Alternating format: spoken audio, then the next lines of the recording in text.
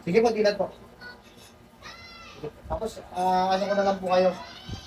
Advice ko na lang po kayo para at least hindi na kayo nakakakita ng mga ganyan mga palipad-lipad na kami. So, hindi naman po gawa ng ulam yan. Pero noon, simula po nung nakaramdam ko yung mabigat, continuous na po yun, lagi mabigat pakiramdam po ninyo. Opo. So, kumbaga, simula nagkasakit kayo, hanggang ngayon, mabigat ang pakiramdam ninyo. Pero nung after kayo magdasalan ko pumunta yan, kamusta po? May pinagbago? Ganun pa rin? Nawala? Ano po? Yung totoo lang po. Parang may gumaan. Gumaan po siya. Opo, parang may umalis. Parang pakiramdam nyo, parang may sumingaw sa katawan ninyo. Opo, Parang may mali. kasi parang kung may nakadagan po sa akin. Opo. So, gano'n nyo na po ulit katagal na nararamdaman yung ganun po? Na, Ang tagal na po kasi nakadalawang ospital na din po ako. gano'n po katagal po yun? Yung talagang consistent na everyday mabigat pakiramdam po ninyo? Ano po? Last year po. So, ngayon, first time nyo lang naka-experience na parang gumaan pakiramdam po Opo. ninyo. Okay.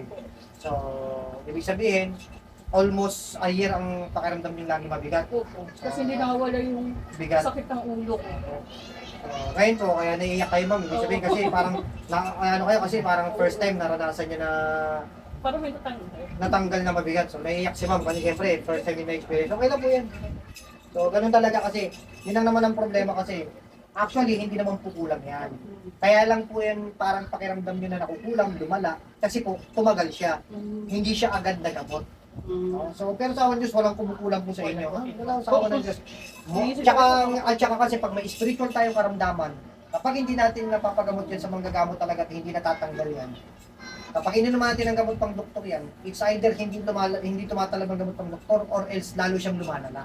Ganun po lang. Pag may spiritual. Kasi hindi tatalab ang gamot pang doktor pag may spiritual po.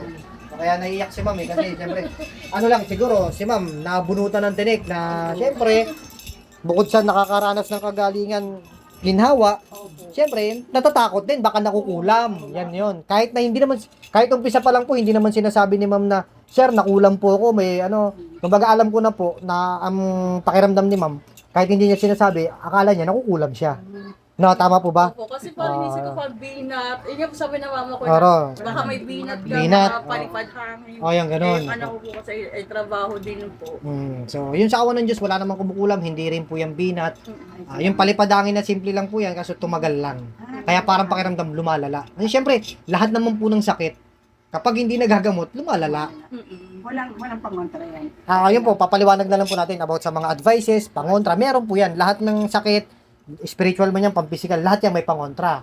O halimbawa, sa mga pampisikal, yung magandang lifestyle, yan ang pangontra niyan, di ba?